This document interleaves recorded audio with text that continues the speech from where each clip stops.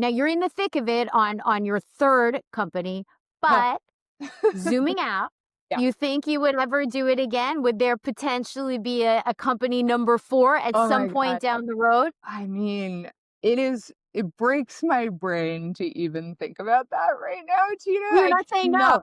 I cannot even imagine, but I would have said that after 2, too, you know? So I think it's like I said, I'm not joking when I say there got to a point where I was like, I am compelled to do this. This idea is unique and innovative enough that I'm like curious and excited about it. And I do believe I have the skills and the background to actually execute on it, but it's gonna be hard. But I didn't want to do it. So I don't know. It would have to be something that like rings true like that down the road. But for now, it's thing one. I'm keeping my focus, you know. Yep. Yep. Well, Liz, see, this is why this podcast is called There Is No Alternative. I love it. So I walked right into that. Welcome to There Is No Alternative. I'm Tina Bou-Saba, and today we are joined by my friend Liz Whitman, a 3-time entrepreneur in the consumer industry. Liz is one of the most energetic, driven, and frankly, entrepreneurial leaders that I know. I knew that I had to have her join me on the podcast. Liz really lives and breathes the there is no alternative mindset that I am exploring in these episodes. Today, she's building Exponent, a clinical skincare brand, and she is a true expert in the beauty space. In addition to being an investor with X Factor Ventures, we have so much to discuss. I am so excited to dig into Liz's journey. Hi, Liz. Hi, Tina. Thank you so much for having me. And I am so thrilled that you have a podcast. The world needs to hear all of your incredible thoughts. Well, it's all about the guests. So I am, I'm the vessel. Thank you so much for joining. Absolutely. Thank you for having me and excited to explore what it means to say there is no alternative. Right. Exactly. So, well, you look amazing as always. Where are you joining from today? I am joining from my home in San Francisco. I wanted to make sure I had a nice, quiet space to chat with you, Tina. And this is where I have lived for the last 7 years and where Exponent is headquartered. Awesome. Okay. Very cool. Well, I am so interested to talk about your journey starting at the beginning. So, you founded your first startup straight out of college. Tell me about that. Where did you get the idea? Where did you get the guts to do that? Amazing. This is really like pulling me back. You know, so essentially, I'll tell you what it was, and then I'll tell you kind of why we did it. Mm-hmm. Basically, the summer before my senior year of college, a friend of mine and a classmate decided to launch a women's wear brand. So apparel, women's designer, price point. And we actually ended up running that brand through our senior year of college and for about a year afterwards. So it's about a 2-year sort of endeavor.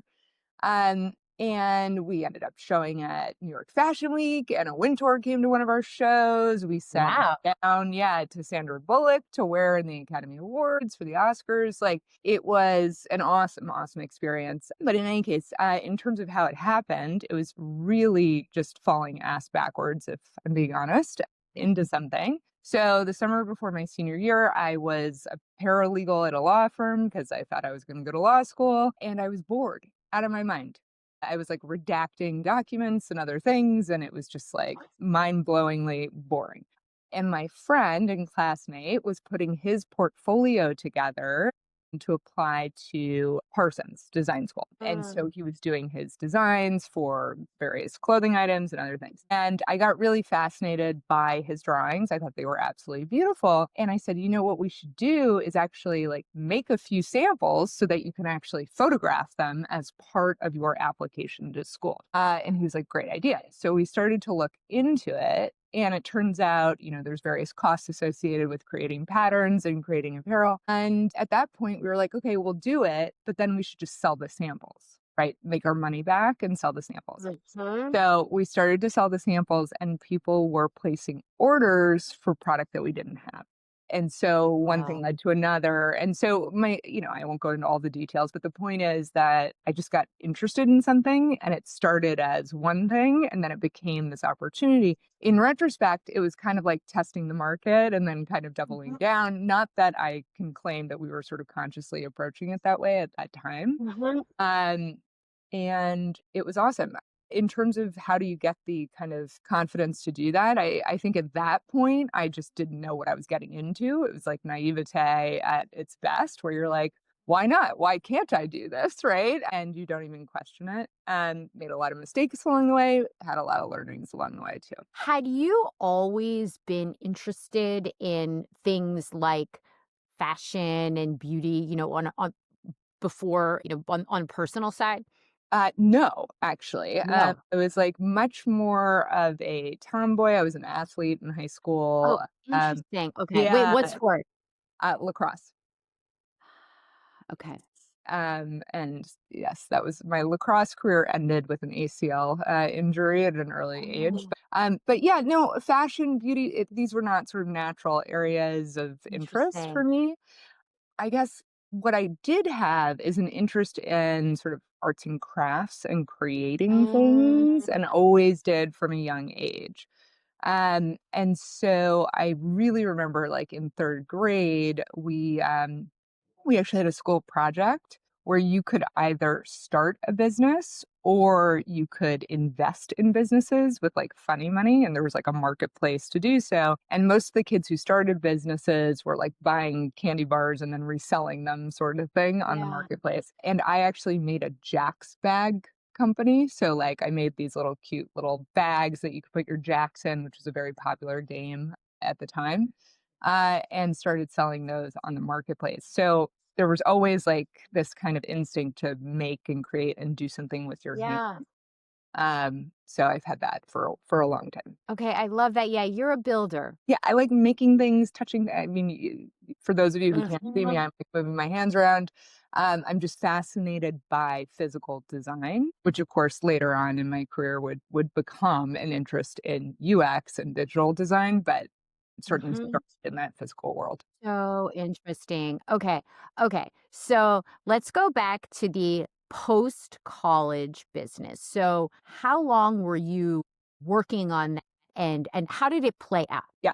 So, like I said, started the summer before my senior year of college, really as kind of a pet project, and sort of one thing led to another. I think the next big step when we realized that people actually were interested in buying the clothes was we started to do trunk show models. We would showcase all of the samples, people could try them on, and then they could order the items, which of Mhm. course was great because we didn't have to pay for inventory up front. So it was made to order. And we started to actually expand into other cities with this model, right? And so this is where I had the idea of partnering with a art gallery in Santa Monica, so they could invite all of their, clients to come and see our clothes. A jewelry designer in New York, a women's like book club in Chicago, what have you. And so that was kind of like the beginnings of partnership mentality, I guess, without really realizing Mhm. it that way.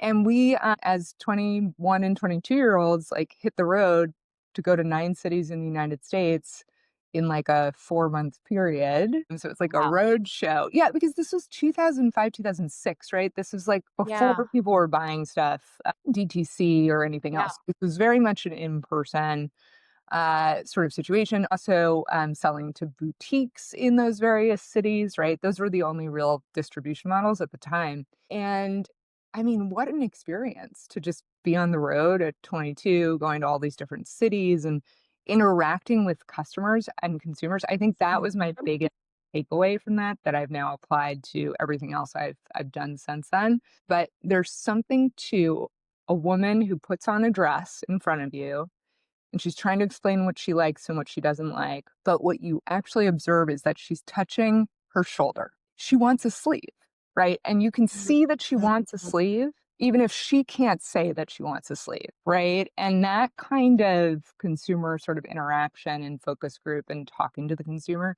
is so critical.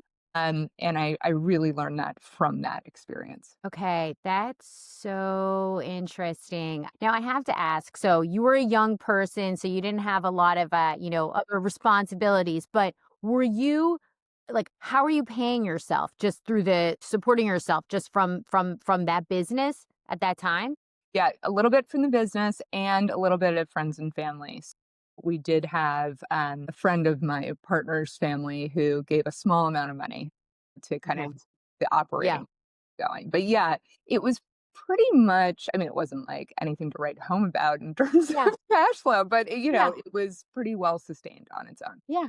Yeah. This was a really a bootstrap business. Yes, for sure. And I feel like that's also an incredible experience because when you bootstrap a business, that means that by definition, you have to have product market fit because people are either right, they're either buying it or they're not. And so if the business, if the business is making money, that means that it's certainly resonating with some core group of consumers, even if it's relatively small. Totally. Yeah. And also getting things right in terms of your pricing and your costs. Yeah. I mean, obviously that's a big part of whether or not you can make that work. Uh-huh. Um, and I think again, in some ways being young and sort of inexperienced kind of works in your favor, right? Totally. I'll give you the example of like we like thought about our costs as our sample costs, which are the highest Yep. possible costs that you can potentially have, right? And then as I've gotten older and done other things, I've often seen, well, actually, more as the investor, I've often seen products businesses where the founder or the operations manager is talking about what margin will be in 5 years, right? Because costs are going to come down, Mm, because we're going to have these bigger quantities and other things. And it's so infrequent that people actually hit that mark within the 5 year period because we are all so optimistic about how yeah. things will work out. So, silly, very detailed example. But when you don't know about that, you don't think about that. So, you're like, how do I make money today? And you're only Yeah. thinking about your costs today.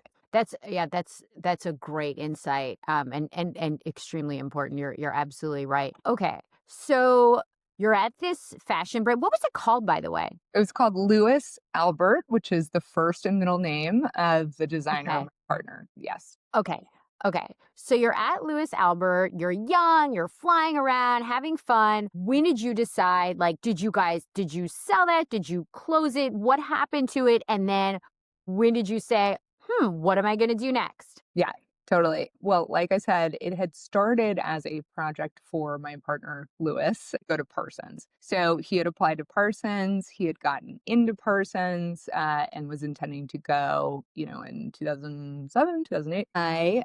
Even though I hated my time at that law firm that summer, had gotten into law school and was planning to go to law school.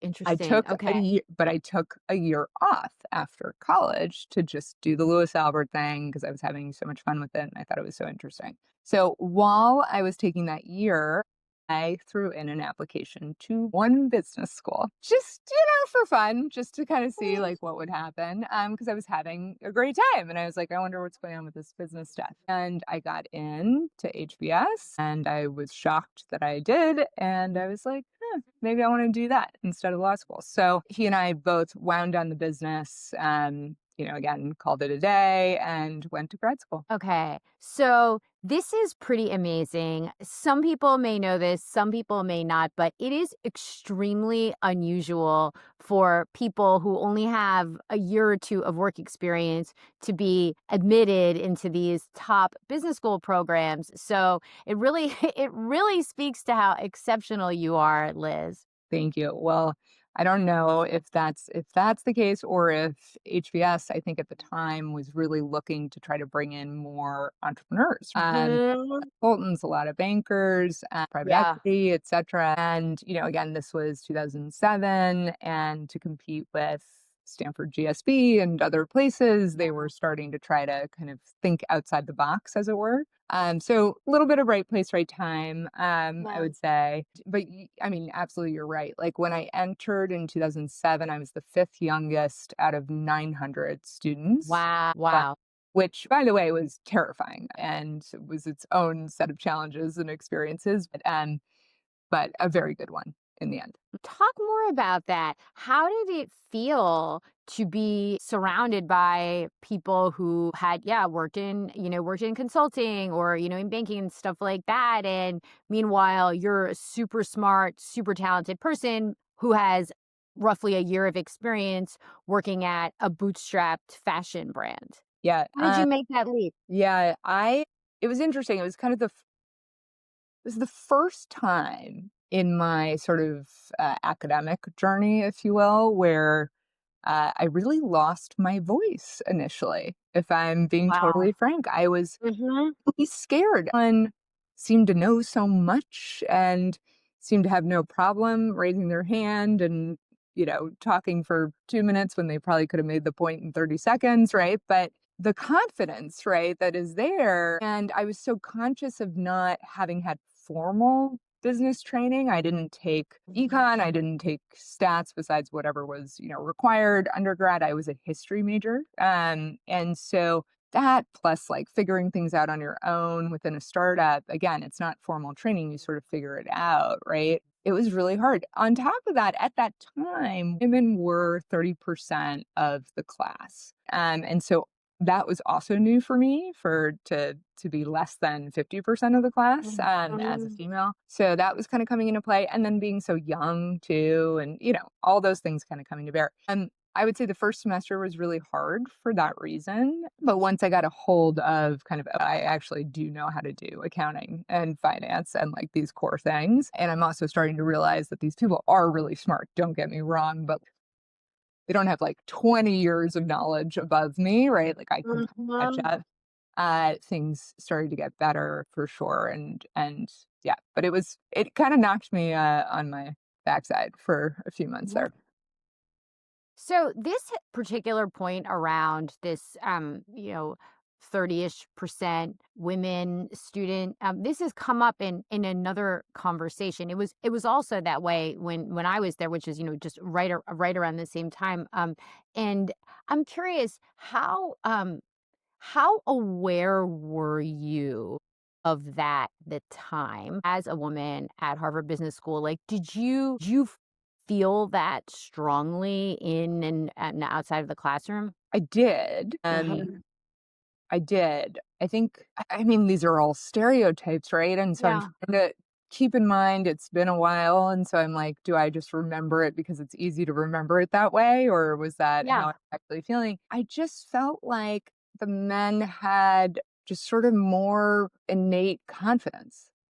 Interesting. Which I'm like, they were not more confident, more intelligent, they didn't have, Mhm. better, more interesting experiences, but like for like, they were just like, "I'll just speak my mind and put my hand up and whatnot," and, that's not, a judgment on them, and that's Mhm. also not a judgment on the women in the class or anything else, and I wonder if that would have felt different just purely by the mix, right? Like, what if it was 50-50 in the class? What would have Yeah. happened? I don't know. I have no idea.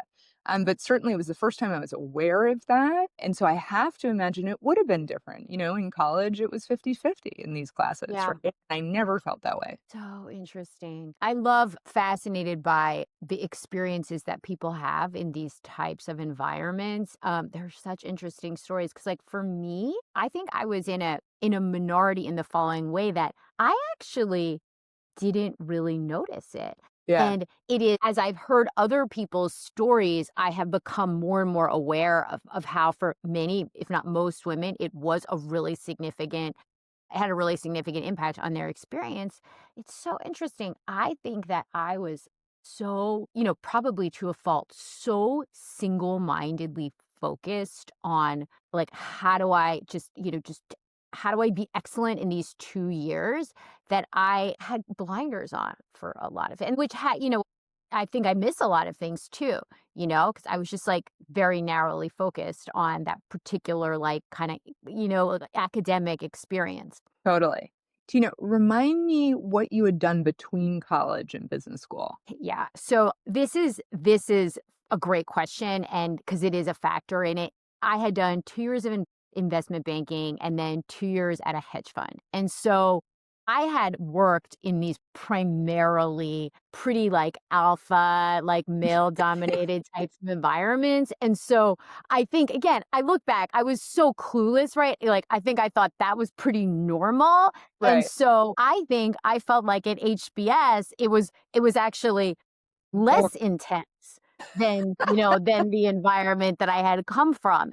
So I am aware, like I realized that about myself that it was, I had just kind of, I suppose, normalized this particular type of male dominated, like intense finance environment. And so when I got to HBS, I felt like that's not a big deal. Like this is nothing compared to working at a hedge fund, you know? Yeah, totally. I I think mean, yeah. when I was so sorry, this is like No, when I great. okay, my when I worked at Morgan Stanley's a long, long time ago, there had recently been this is how long ago this was. There had recently been a scandal in my group involving some guy who got in trouble for all of these expenses that involved strip clubs Oof. in New Wow. right? So What this a was like different a time. What a different different time. time. Can you imagine? Right? Oh So, my God. We are yes, dating ourselves now. That is right. like Oh, yeah. Oh, such a yeah. different era. Exactly, exactly. It could a totally different era in many good ways. But I learned a lot. So, okay. So you're at HBS, and I'm really interested in like, did you take classes about entrepreneurship? Did you know when I graduate, I want to do something entrepreneurial, or were you still like, maybe I'm going to do a corporate path, more like the law school path? Like, what were you thinking? Yeah. I was thinking, my gosh, I have such a chip on my shoulder about having this weird, bizarre background. Maybe I need to go get like the typical down the fairway Mhm. experience at a company that people have actually heard of, right? So that was half of me, right? Like really drawn in that direction.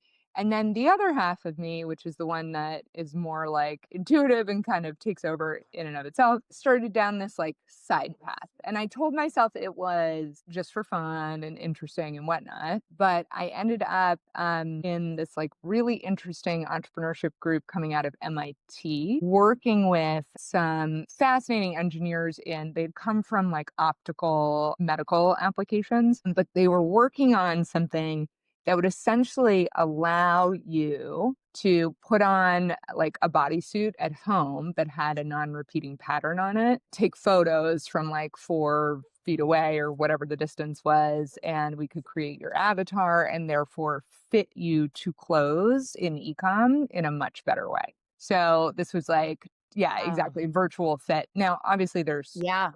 some of that going on today, Mhm. and the Yeah. technology in a very different way. But at the time, there really wasn't anything like that. Mm-mm. And e-com was really suffering, and it still is, from like huge return rates because people weren't getting the right sizes and things like that. Anyway, and so these folks, it was two guys, and they had no business experience and no experience in apparel, which of course I had had. Uh, and so we were working on a business plan, and it was really fascinating. Beyond that, I also did some work for a local venture fund outside of school where I was actually like evaluating some of their consumer investments, meeting the management team, doing research, etc. So still kind of had this like foot in this world while I was going down the path of being like, I need to be a consultant or a banker or whatever. Mhm. But I graduated in 2009. So in the fall of 2008, when everything went Mhm. to shit in the world, a lot of those traditional jobs actually went away, right? And traditional job opportunities for new hires, right? And so like I think like McKinsey hired like one person that year. Yeah, yeah. And what also happened is that my two MIT guys understandably were like, oh my gosh, we don't want to take the risk. They, were older, they had families, like, all the right reasons. So that business wasn't going to get off the ground. And I was like, okay, what do I do? And I just randomly signed up for interviews with various companies and ended up with a job offer from American Express to join them in New York and to do product management, which is really a P&L general management role. And I was like, all right, let's see where this goes. So really random sideways into Mhm. opportunity. But I'm really happy that that happened because I got incredible discipline training on P&L management, on customer marketing, acquisition retention, Mhm. partnerships. I was managing the Delta Airlines card, so I had partners at Delta. I spent a lot of time in Atlanta, and it was really amazing. And at the level that I came in at, I was 25 and, working with much older colleagues. And again, that voice issue, like at first I was like, oh my gosh, imposter syndrome, imposter syndrome. And then something happened. And I think when I've talked to friends, there's always been one moment like this for everyone in their career. I don't know what it was. Actually, I do know what it was, but we won't go down that path in that specific story. But there was a moment where I realized, the VP or whatever, the older folks, the more experienced folks also don't know what they're doing, right? Like, not because they aren't talented or other things, but because people make mistakes and there's only so many like learnings that you can get that are going to be exactly the same and you replicate, right? So you're just trying each time. And I thought, okay, well, then I have just as much of a right to show up as Yeah. anyone else. So, and that was a very freeing thought. I love that. And what's so interesting is so some people may know this, others may not. American Express, I think, is really like one of the most well-respected big companies and like such an amazing training ground for young people who are early in their careers. And so the fact that that was your observation, right? These are like the best of the best is super interesting. It's certainly, that and then the story that you were describing at business school. I feel like we realize that imposter syndrome or whatever we want to call it is a very real thing and, is pretty universal, I think. But when do we kind of become aware of it? Yeah. No, I mean, it's certainly universal. I even catch myself now. I mean, I'm 41 years old, Yeah. being like, hmm, do I really know that? Hmm. I'm like, what? No, I'm good. Yeah. And I wish, I mean, I really wish I could turn to myself at that age and just be like, yeah, you're not going to know everything. And that's Yep. okay. And actually, there's strength in saying, I actually don't know the answer to that question, right? I've been so Mhm. classically trained, as so many of us are, to like, somebody asks a question, you give them the right answer. Yeah. And I don't know. I wish I'd gotten there a little faster. At the same time, I think I got there fairly fast in terms of, Mhm. so it's one thing or another. Yep. Yep. Okay. So you're at American Express. How long were you there? And then when did you and what did you do after that? Was that an entrepreneurial? Was that number two? Yeah, it was not number No. 2. It was between, or right before number 2. So, I was at American Express. I, again, really loved my time there, but I was itching to kinda do something a little more intense, I would say. Mhm. American Mhm. Express, very much like a, 9 to 6 Yeah. job. It's a fabulous place, particularly for working mothers for that reason, a lot of Mhm. flexibility. But I was 25 and just, had some time to kind of do some other things. And this was before people had side hustles and a million jobs at the Right. same time, right? Right. Um, Right. If only. yeah, so I wasn't looking proactively, but I was keeping like an ear open. And a friend of mine, we had brunch. She was working at a company called Quidsi, which was one of the sort of first e-com DTC kind of big movers and shakers in the New York area on the East Coast. Started by Mark Lohr, and launched with diapers.com and then soap.com. And Mark was known for hiring just super, super overqualified, smart people. So like a bunch of HBS people from my class to do like data entry in like the Mhm. merchant portal, right? And so she was like, listen, like we're launching a new vertical. It's called beautybar.com. It's a prestige beauty e-com site. You should come in and interview for it. And I was like, beauty, ecom, like Wow. what? But she was like, you're just gonna really love the woman that they picked to be the GM of this site. And I was like, okay, I don't know. So I go in, I mean, I'll have a conversation with anyone. And I met with Katina, who was the GM of the beauty bar site, who would eventually be my co-founder in the next Mhm. business. Uh, and she was fantastic. And then I met Mark, and Mark was like this genius kind of idea of a guy and like really, really kind and thoughtful. And I was like, I mean, I don't really know what I'm getting into, but like this seems like a bunch of smart people doing something new and different. I think I could learn a lot here.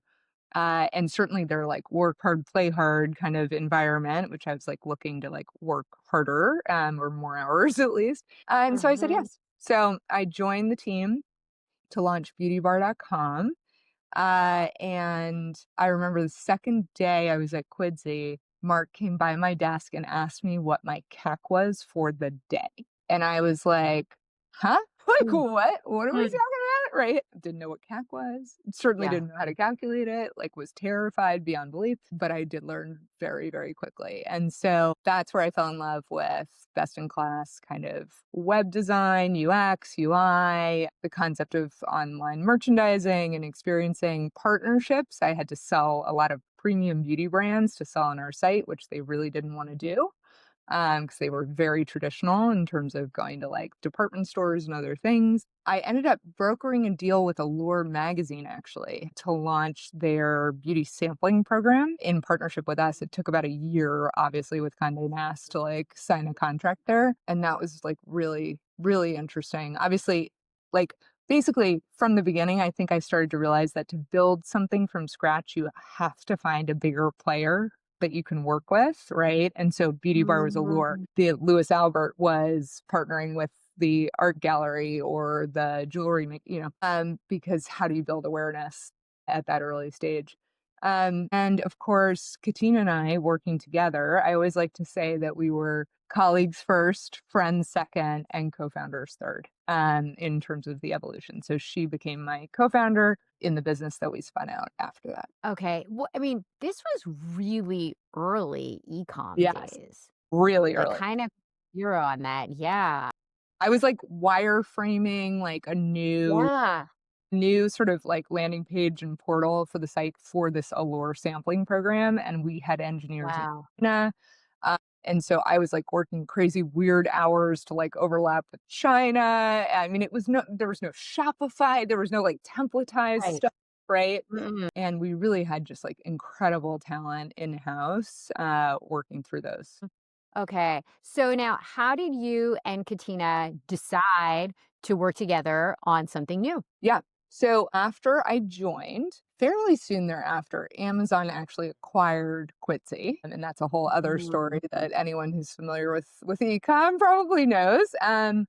And for the first, this is a typical thing that I've now seen on both sides of the table. I think after an acquisition for the first 6 months, like not much changes just from like an employee's Mhm. perspective. Obviously, also having been through it as an executive, it's a little different. But anyway, but then it starts to change, right? And it got a little slower and a little bigger. And Mm. like some of the good sort of old school folks were leaving because they didn't have, financial reason to stay. Things were shifting. So Katina and I started to get a little bored what we were doing and kind of talking through like ideas and stuff that we were interested in. And she had this idea for ManiCube, which is the name of the startup that we started together.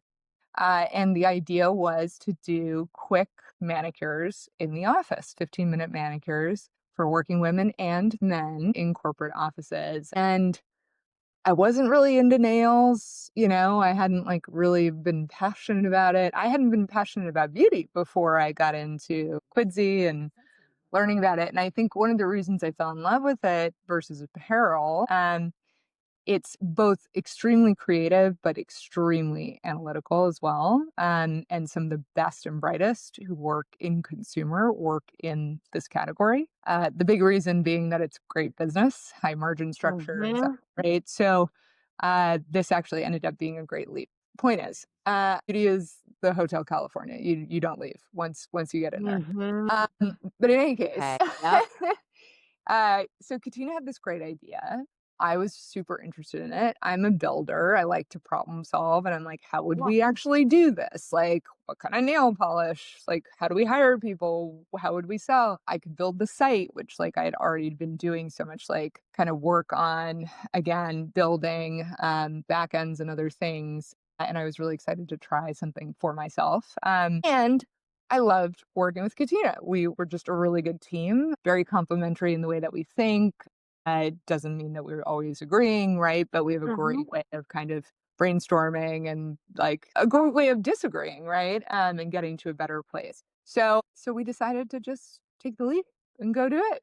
It was wild. Okay, that is so cool. So, as a side note, it's so funny that so for people who are seeing this, I love nails, and it's so funny that you did not love nails and did that business, and I love nails and did not do that business because so I grew up in New Jersey, and my Nails are recollection. big. Nails are big. Nails, huge, right? And, like, I would say, like, the Carmela Soprano aesthetic, to me, it continues to be the peak of glamour, right? Right. That is it.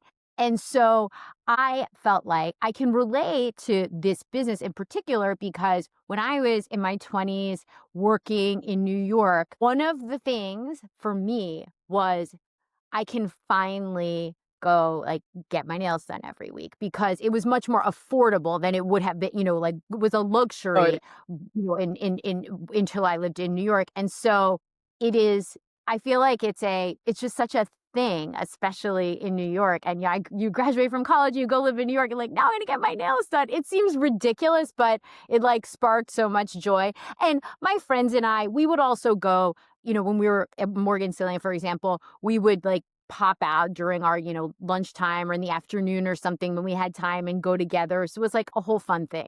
But totally. you had a better solution to Yeah. bring it into the office. Right. You and your colleague could go into a conference room and get one together and gab and, in these 15-minute increments. So I think the insight and Katina very much was living and breathing exactly what you're talking about, right? She'd been at Citibank, but similar kind of experience in that she was like, I'm obsessed with having my nails done. It makes me feel confident. It makes me feel put together. She's from Long Island, where nails are Yep. also a big deal. Yep.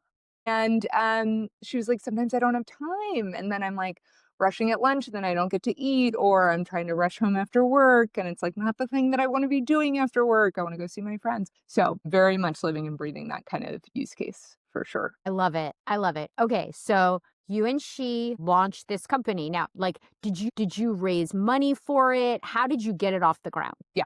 So, we totally bootstrapped for the first year and a half. Wow. Yep, we put in some money from both of our savings into it. Now, good news is not a huge, huge upfront cost, right? Like we're Mhm.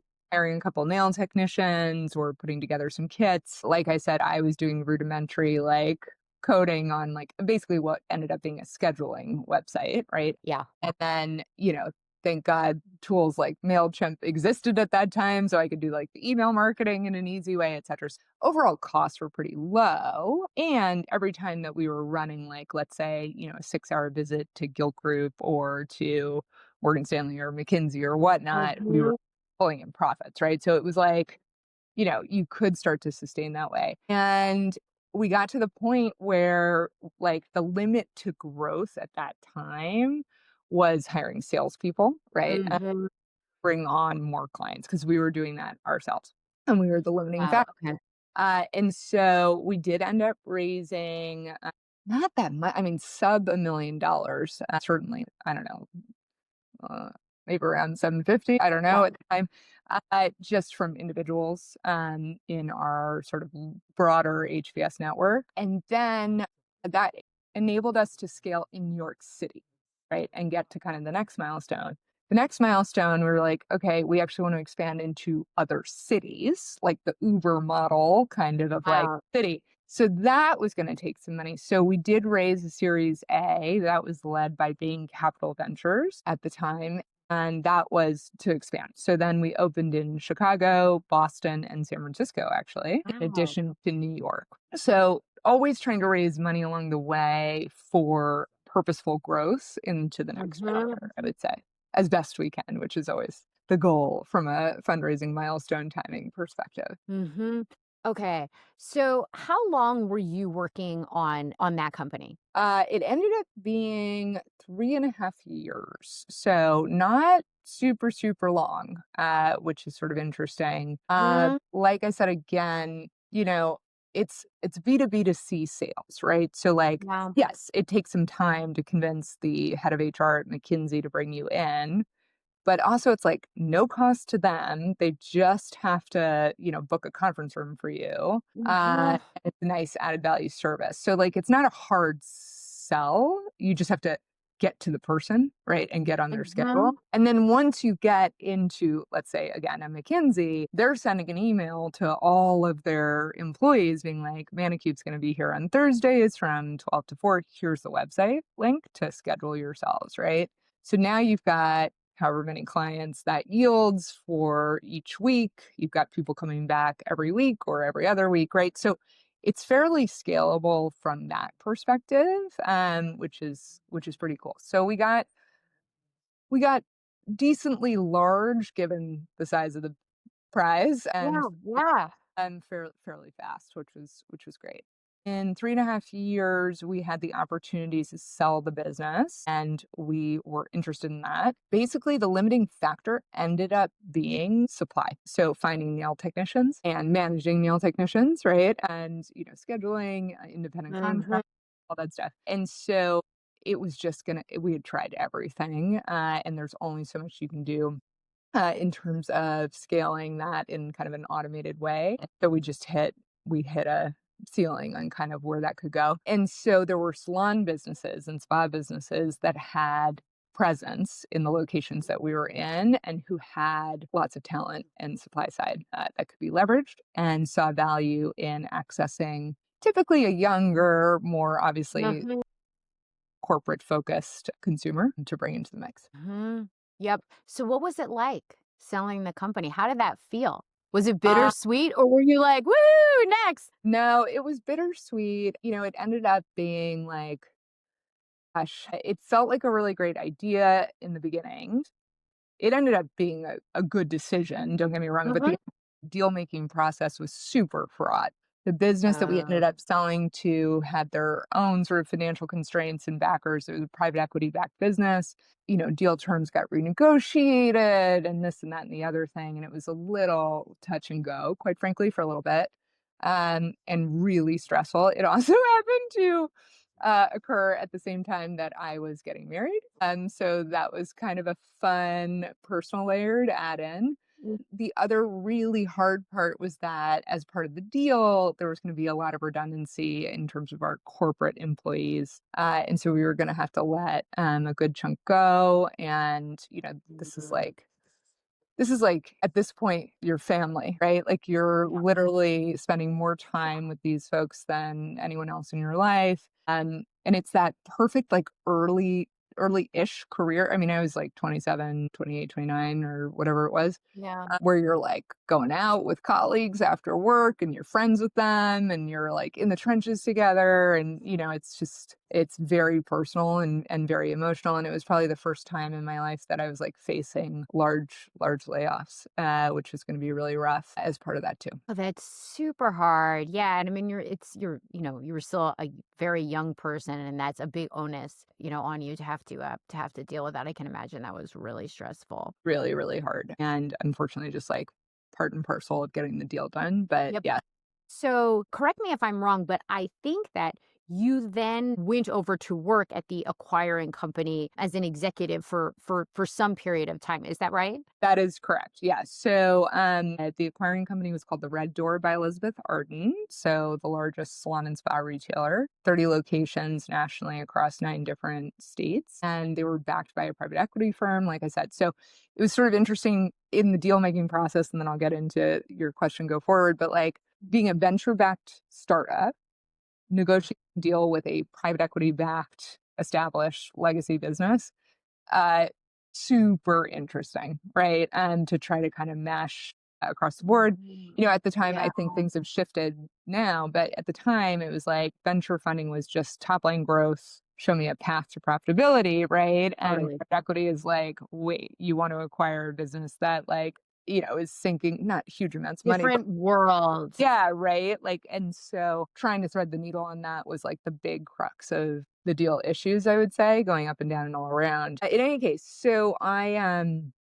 agreed to stay and run the integration of the businesses. And so ManiCube became Red Door at Work. So, like a division within Red Door, continuing to be like this mobile on site service and feed people in. So, that was like my initial role. 6 months later, they made me the chief marketing officer of the entire company.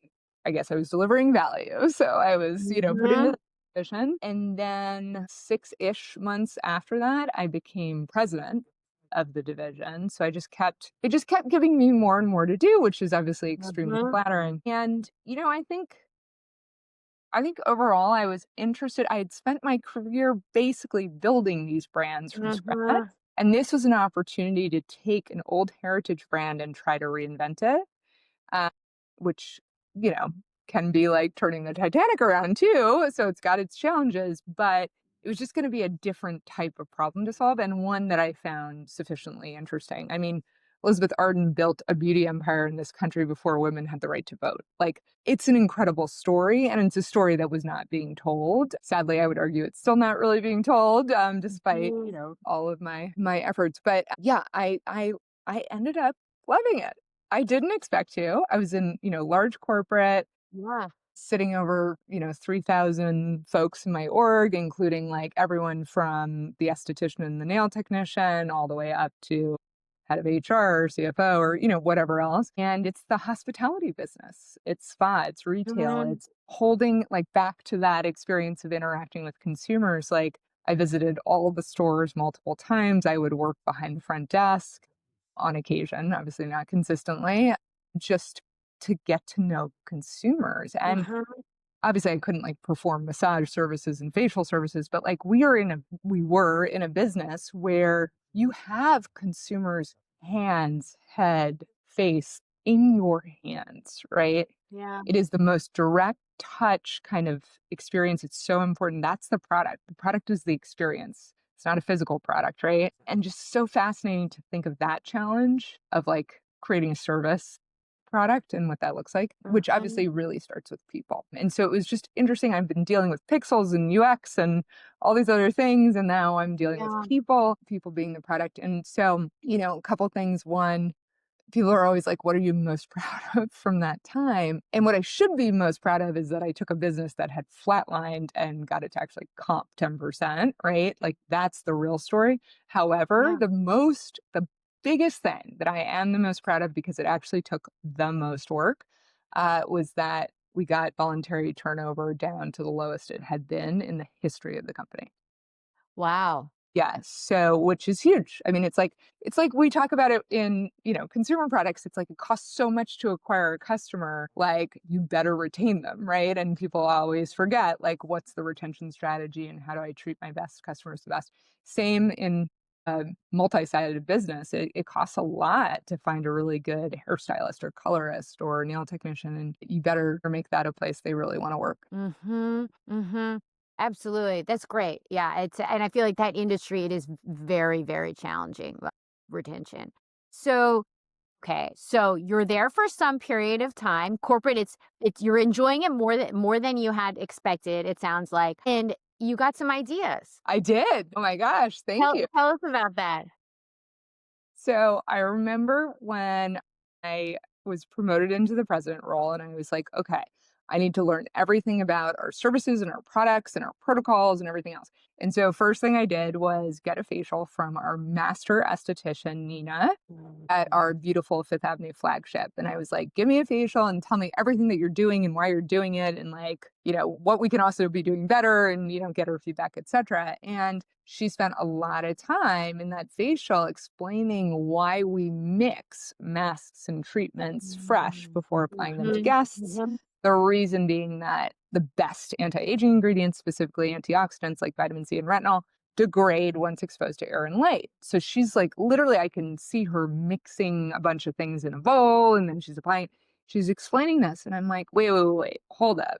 So you're saying that these ingredients, like once they're mixed, they start to disappear. And she's like, that's right. Except she's saying it in a thick Russian accent. She came over from Russia in the 80s. And I'm like, okay. So as a logical person, your head goes to the next logical question, which is if that's true, how effective can traditional premixed skincare field really Mm, be and what's really going on? Embarrassed to say, Tina, I did nothing with that sneaking suspicion. It was sort of like one of many weird questions I ask myself yeah. during the day that sit in the back of my head. And fast forward a few years, I stepped down from my role to move to San Francisco. My husband took a job out here. And so I had some time to figure out what I wanted to do next. And I was looking at, executive jobs at public companies. I was looking at other beauty brands. I was considering a lot of different things. But I couldn't get this, like, sneaking suspicion out of my head, right? Mhm. Where I'm like, "What is going on with those products?" And so, just for fun, on the side, it always starts that way for me, like, just like, "Oh, I'm just gonna do this, like, random question that I wanna answer." I bought the top-selling clinical skincare products on the market, products you've absolutely heard of. Actually, with you, I know for sure you have used them in the past. I sent them to a lab to test the concentration of the active ingredient on day 1, i.e., like, the day you open it and Mhm. then all the way to 6 weeks, right? Opening it every day like a consumer would use, and they lose almost half of their potency, i.e. efficacy, in a 6-week period. Wow. So, yeah, that makes me the most hated person at a cocktail party, by the way, which Mhm. so it wasn't Mhm. helpful to figure that out for moving to a new city where I was trying to make friends. But anyway, that's a separate issue. In any case, I wasn't surprised I found degradation. We talk about that in the industry all the time, but like everyone else, I'd been told we put something in an amber jar or we airless pump it or we combine vitamin C with vitamin E and ferulic and that stabilizes it. And the truth is all those things will slow the rate of degradation, but they will not eradicate it. And so that was a big enough degradation curve, as it were, like a big enough problem that I was like, interesting. I wonder if there's a way to replicate what Nina was doing in that bowl, in that Mhm. service, and give you, the consumer, the ability to do that quickly, effectively, and in a magical and fun way for yourself at home so that I can give you the highest possible potency and the highest possible efficacy in your anti-aging products. I love it. I love it. I think what's also important on this is a lot of the products that you tested are very expensive. Mm, And I that, right? yeah. Consumers are paying well over $100 in many cases for, a relatively small quantity of a product that's supposed to have these really potent active ingredients. And you think, "Oh, you're paying a lot, like I better be," and then you look at the way it's marketed on like 19-year-olds who have, perfect glowing Yeah. skin. And so it must really work. Yeah, no, you're absolutely right. I mean, it was definitely focused on products that make big performance claims, right? Mhm. And Yeah. the reason why I'm being sort of loosey goosey there is a separate issue, but like there is no definition for clinical skincare. Clinical just means in a Mhm. lab somewhere, right? So, as best as possible, we were trying to pick the products that have been bestsellers that have been sort of high performance perception, at least, and Yeah. claim wise. And so a lot of those do tend to be more expensive, found in derms offices or, at high end retailers like Blue Mercury, Derm Store, et cetera. Now, there are some notable exceptions at the mass side too, and some more science-oriented brands within that we also tested. But yes, so you have an expectation you're throwing out, let's say $180 on a 1 ounce serum dropper bottle. Most consumers expect that to last like 4 to even 6 months, depending on Yeah. how down to the last drop they want to go. And so imagine if I said you really have to use that in 4 to 6 weeks. You have to use it up to get any kind of benefit at all, right? That changes the debate. That's the Totally. hated at the cocktail party moment. Totally, because that's like, "Oh, can you spend $2,000 a year-ish on just this one product," right? On If you're using it for full efficacy, which is right, crazy. crazy. Yeah. Okay, so you're learning about this, you're doing the testing. At the time, were you thinking, "I really wanna start another company," the entrepreneur in me is, like, itching to get, or what was going through your mind then? Or you're like, "I don't know," how are you thinking about it? Yeah. The answer is hell no. I was like, I do not want to do this again. It is so painful. It is such a grind. And I had no interest in starting a skincare brand. I mean, there's so many Mm, skincare brands out there. Like, yeah. world doesn't need one, right? So, like I said, I was kind of doing this just like I needed to know the answer. Maybe in a really messed up way, I wanted to know like how many products I'd been hawking in my career that were overpromising and Uh-huh. underdelivering. It's like almost like self-flagellation or whatever, but like I don't know. Anyway, but at the same time, I was interviewing for chief digital roles at large Mhm. companies like that, and not looking to create something. However, what ended up happening, and I'll take you through, there ended up being 4 steps along the way before I was like, shit, I'm actually starting a company. And this was step one, which was doing this research. Every time I hit a step, I tried to construct it to just give me an answer where I'm like, this isn't worth pursuing. Like I literally tried to like Yeah. stack the cards each time, right? Yep. And yet the answer was always like, no, there's something to this. So step one Mhm. was the research. By stacking the cards, I was like literally like the best-selling vitamin C serum for the last 30 years. I'm like, surely this one has to be Mhm. okay, right? And then when the research comes back, I'm like, shit, this is a bigger problem than I thought it was. Step two was, can you solve it, right? Like, is there a reasonable solution that's feasible, right? This required talking to chemists and product developers. And it's like, how would you actually stabilize these ingredients? That's how we landed on powderizing the active ingredient Mhm. because in powder form, it's the most stable. I'll give you an example. Another example would have been putting the product in the freezer. That would also have done it. However, thought there was like, no one's actually going to do that from a behavior Mhm. change standpoint. And people aren't going to start putting their serum on in the kitchen as opposed to the bathroom. And maybe that's too far gone, right? So we considered a lot of different approaches, landed on this powder approach. And I was like, all right, but can you make a powder and a liquid mix into something you actually want to put on your face? And I'm like, surely this is going to fail. Nope. Somehow our product developer, who's incredible, who's done Dr. Pericone and Biossance and all these fabulous brands, figured that out. It felt great. I was like, oh my God, it's working. And then the third thing was, okay, but fine, you got a powder and a liquid to turn into something you want to put on your face. Can you reasonably create a consumer packaging experience that is at least as, as convenient as it possibly Yeah. can be? Given that this is always going to be a 2-pump serum instead of a 1-pump serum. And that was working with industrial designers. And I picked an industrial designer specifically who was not in the beauty industry. He had done work for Hasbro, a fantastic toy company, and others. And I wanted like a totally different approach because I found that a lot of the folks in beauty packaging really like weren't able to think outside the jar, pun intended. And Mhm. so that was great. And I was like, there's going to be no way. We're dealing with powders. Like, how do you dose a precise amount of powder? Like, that's so impossible. That's usually done with single use disposable packaging in the pharma industry. And lo and behold, that team figured out how to do it twice. So we actually have 2 different, product lines, which I'm happy to tell you more about. But point is, they figured out how to dose a precise amount of powder. And I was like, oh shit. Okay, so there's a way to do it. Fourth step, Tina. Yeah. Will the dogs eat the dog food? You can create a crazy product, right? We've seen it happen a million times before with like, I don't know, like juice Keurigs and ice cream Keurigs or, like whatever, those types of examples. And so I did customer focus groups. So we put a really janky prototype into various folks' hands. I mean, you would just laugh if I showed you what this thing looked like. And we did surveys and other things. And it was like, yeah, people will use it. They believe the efficacy and the performance that they're going to get Mhm. is so much better that they're willing to try something new.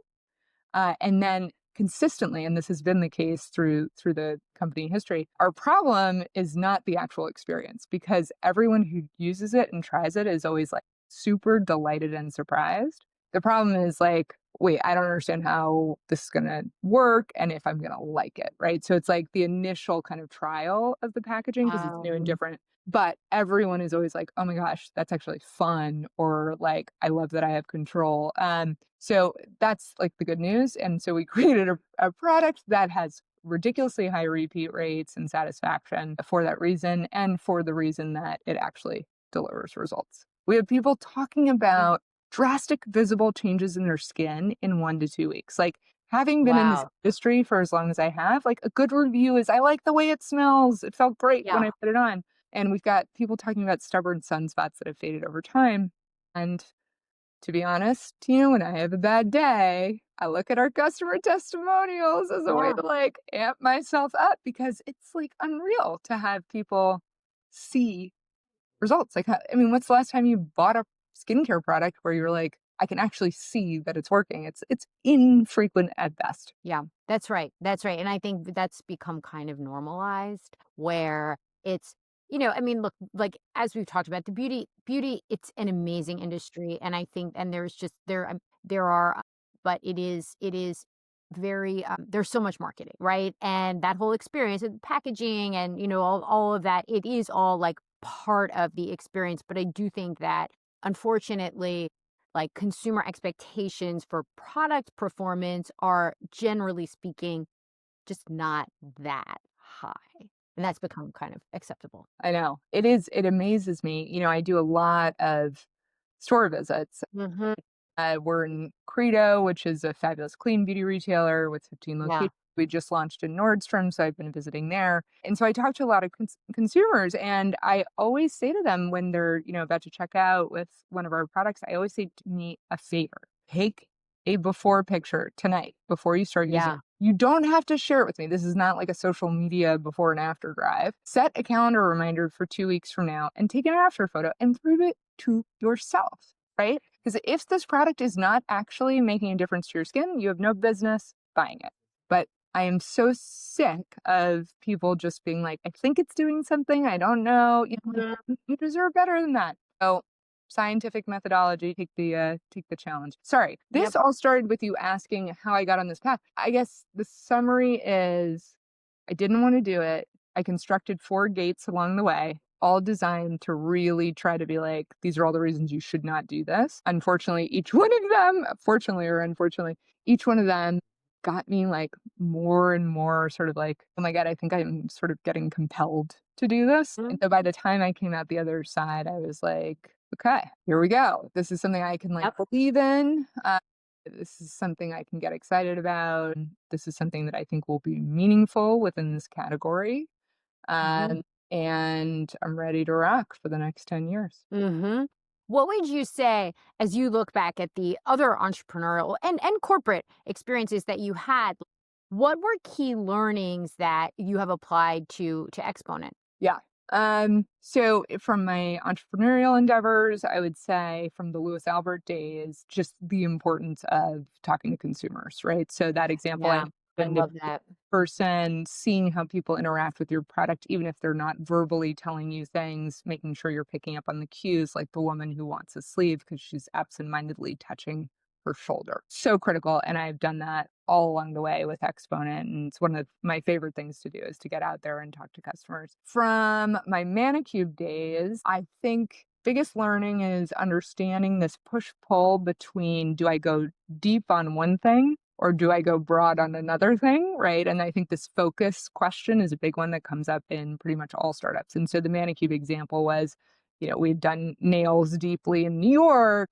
Do we go to other cities, which is sort of like that kind of expansion, or do we go into other services, right? So massage, hairstyling services, etc. And Mm. I think those are both valid strategic questions. I think understanding like where your core competency is in terms of being able to leverage your costs, leverage the current resources you have. Maybe we didn't have as much of a nuanced understanding. I kind of wish that we had gone to fewer cities and focused on those. We were really spread pretty thin. A lot of what we were doing was not leverageable, right? Like you can't leverage a nail technician in New York, in Boston, right? So that was a good learning.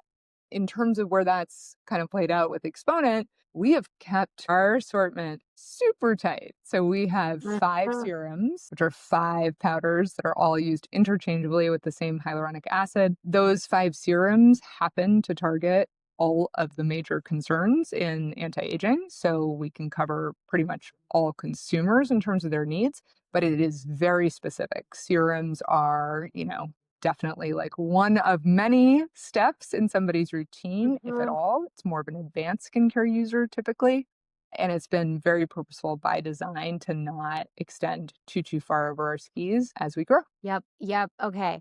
That's so fascinating. I feel like we need another I chapter know. of this I conversation know. because there is yeah, there is, like, still so many threads to pull, so I think we're gonna have to do a part 2, but maybe I'm just gonna ask you, like, 1 or 2 more questions Sure. if that works. Can you identify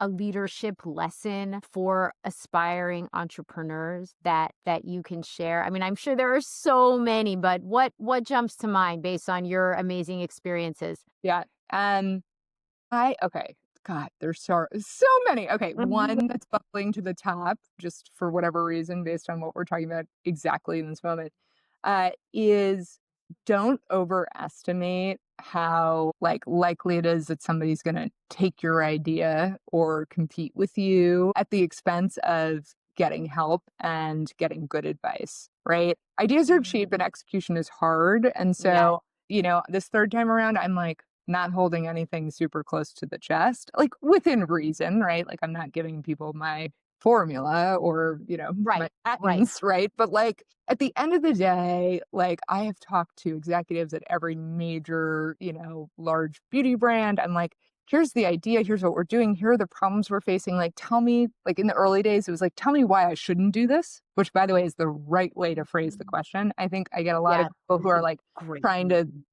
workshop an idea and they're like, what do you think? Well, if you ask me what I think, I'm going to be like, okay, I think this could go right, this could go wrong. But there's no like incentive for me to be like super direct on the negative side. You're not asking me, should I do it? Right. right. But when you say, tell me the reasons not to do it, you're showcasing to me that like you are really open to that. Like you really want to hear it. And that's so important because otherwise you're in an echo chamber and everyone's just telling you your baby's pretty and that's not going to help you, right? When the rubber Mhm. meets the road. But anyway, I don't know. I think there was some time where like in ManiCube days, I mean, it's hilarious to think now where it was like, oh, we got to go to all these cities because like there's going to be a copycat. And, it's like, oh my God, wait, this is a tough business, right? Like, and the market's huge and like, let's do one thing and do it really, really well and not worry about that. Or let's partner with the person who does want to do that in that, Mhm. uh, et cetera. I mean, I think that's great advice. I definitely observe, like from the investor seat, it is execution, right? And and I understand like, there are great ideas out there, of course, but at the end, the proverbial end of the day, so much of it is that every day getting up and executing against it. Yeah. No, absolutely. And it's like the idea is going to shift and change too. Totally. So, like, again, it's all about execution and the idea is it's evolving. It's like when I'm trying to hire talent, I have to put a job description together because, like, somebody has to react to something. But the first thing I Mhm. tell them is, like, this is not really going to be your job. Like, your job is going to change based on where the Yeah. opportunities are and also where your skills and talents and interests are. And we're going to mold that around you. But yeah, it's ever changing. Yep. Yep. Okay. Last question for our part one. Yeah. Um, so all right, so you're in the thick of it on your third company, but zooming out, Yeah. do you think you would ever do it again? Would there potentially be a company number 4 at Oh some my God. point down the road? I mean, it breaks my brain to even think about that right now, Tina. You're not saying no. I cannot even imagine, but I would have said that after 2, too, So I think it's like I said, I'm not joking when I say there got to a point where I was like, I am compelled to do this. Like, I've Mhm. been selling a lot of stuff that like was overpromising and I feel weird about that. This idea is unique and innovative enough that I'm like curious and excited about it. And I do believe I have the skills in the background to actually execute on it, but it's going to be hard. But I didn't want to do it. So I don't know. It would have to be something that like rings true like that down the road. But for now, it's thing one. I'm keeping my focus, Yep. Yep. Well, Liz, see, this is why this podcast is called There Is No Alternative. I love it. So I walked right into that. Exactly. Amazing. Amazing. Thank you. Thank you. Part 2 next year. Love it. Love it. Thank you, Tina. Always a pleasure. And we could do this for hours, and I hope we do. Me too. Thanks. If you liked this episode, subscribe to the There Is No Alternative podcast on Spotify or Apple, and follow me, Tina Bou-Saba, on LinkedIn and YouTube.